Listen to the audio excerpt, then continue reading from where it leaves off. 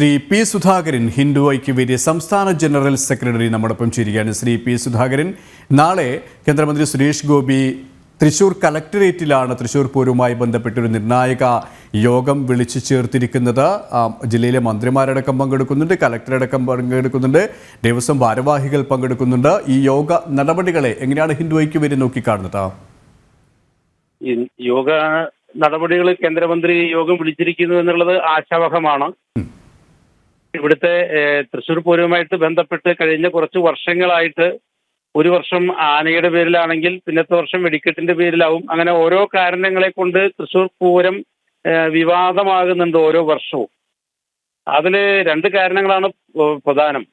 ഒന്ന്, ഈ വർഷം ഉണ്ടായത് കമ്മീഷണർ അങ്കിത് അശോകന്റെ ഭാഗത്തുനിന്നുണ്ടായ ചില നടപടികൾ പൂരത്തെ മൊത്തം അലങ്കോലമാക്കി കളഞ്ഞു. അതിനൊരു പൂരം നടക്കുന്ന സമയത്ത് പൂരത്തിന്റെ സംഘാടകര് പാറമേക്കാവ് ദേവസ്വവും തിരുവമ്പാടി ദേവസ്വമാണ്. ആ ദേവസ്വങ്ങള് പൂരം നടത്തുന്ന സമയത്ത് ആ പൂരം ഭംഗിയായി നടത്താനും ആളുകൾക്ക് പൂരം കാണാനുമുള്ള സൗകര്യം ഒരുക്കുകയാണ് പോലീസിന്റെ ഭാഗത്തുനിന്നും ആഭ്യന്തര വകുപ്പിന്റെ ഭാഗത്തുനിന്നും ഉണ്ടാകേണ്ടത്. പക്ഷെ ഇത് തിരിച്ച് പോലീസ് പൂരം നടത്തുന്ന ആളുകളായിട്ട് മാറി. അതാണ് ഇത്തവണത്തെ പൂരത്തിന് പ്രശ്നം ഉണ്ടായത്. മറ്റൊന്ന്, ഹിന്ദു ഐക്യവേദിയെ സംബന്ധിച്ചിടത്തോളം നമ്മൾ നോക്കിക്കാണുന്ന സമയത്ത് ഈ എക്സിബിഷന്റെ ഫീസിനെ സംബന്ധിച്ച് കൊച്ചിൻ ദേവസ്വം ബോർഡുമായിട്ട് തർക്കം ഉണ്ടാകുന്നു.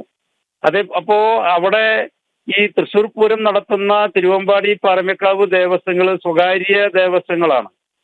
ആ ദേവസ്വങ്ങള് ഇതിന്റെ സംഘാടനത്തിന് പോരാ എന്നും അതേപോലെ തന്നെ സാമ്പത്തികമായും ഈ പൂരം നടത്തിപ്പിനെ ദുർബലമാക്കുക എന്നുള്ളൊരു ലക്ഷ്യം കോർപ്പറേഷന്റെ ഭാഗത്തുനിന്നും കൊച്ചിൻ ദേവസ്വം ബോർഡിന്റെ ഭാഗത്തുനിന്നും ഒരു രാഷ്ട്രീയ ലാക്ക് അതിന്റെ പുറകിലുണ്ട്. അതുകൊണ്ട് ഇതിന്റെ തൃശ്ശൂർ പൂരത്തിന്റെ സംഘാടകത്വം കയ്യേറാൻ വേണ്ടിയിട്ടുള്ള ഒരു ശ്രമം മറ്റ് പല ഭാഗങ്ങളിൽ നിന്നും ഉള്ളതും ഈ തൃശ്ശൂർ പൂരം വിവാദമാകാനുള്ള ഒരു കാരണമാണ്. സത്യത്തിൽ ഈ തൃശ്ശൂർ പൂരത്തിന്റെ ആ ഒരു പൊലിമയും ഗരിമയും കുറക്കാനുള്ള ആസൂത്രിതമായ നീക്കമാണ് താങ്കൾ പറഞ്ഞതുപോലെ തന്നെ കഴിഞ്ഞ കുറച്ച് വർഷങ്ങളായി കണ്ടുവരുന്നത്. കഴിഞ്ഞ ഈ തൃശ്ശൂർ പൂരത്തിൽ അത് കൂടുതൽ വ്യക്തമായിരുന്നു. പോലീസിന്റെ ഭാഗത്ത് നിന്നായാലും മറ്റ് കോണുകളിൽ നിന്നായാലും അത്തരത്തിലുള്ള ഒരു നീക്കമുണ്ടായിരുന്നു. വലിയ വിമർശനം ഭക്തരുടെ ഭാഗത്തിനും ഉണ്ടായിരുന്നു. ഭക്തരുടെ ഭാഗത്തിന് വിമർശനത്തോടൊപ്പം തന്നെ അവരുടെ വിശ്വാസങ്ങൾക്ക് അവരുടെ ആചാരത്തിന് ഭംഗമേൽക്കുന്നത് കൊണ്ട് തന്നെ വലിയ മനസ്സങ്കടവും ആശങ്കയും ഉണ്ടായിരുന്നു. ഇതൊക്കെ പരിഹരിക്കാനുള്ള ഒരു യോഗം, അതുകൊണ്ട് തന്നെ വലിയ പ്രതീക്ഷയോടെ തന്നെ നമുക്ക് നോക്കിക്കാണാം അല്ലേ?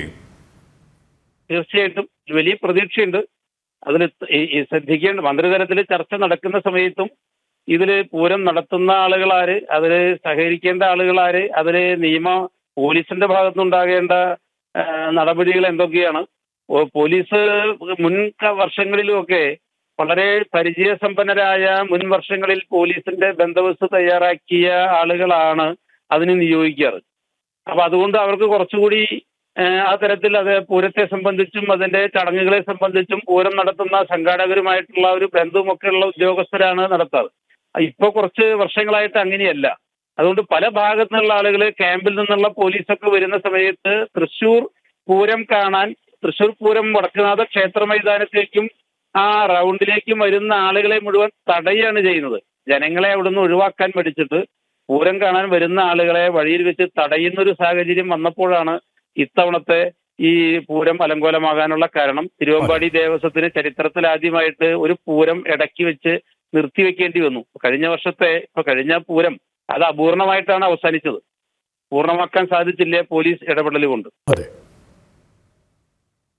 ഇതിൽ വളരെ നന്ദി ശ്രീ പി സുധാകരൻ, ഈ ഒരു സമയം ഞങ്ങളോട് സഹകരിച്ചതിന്.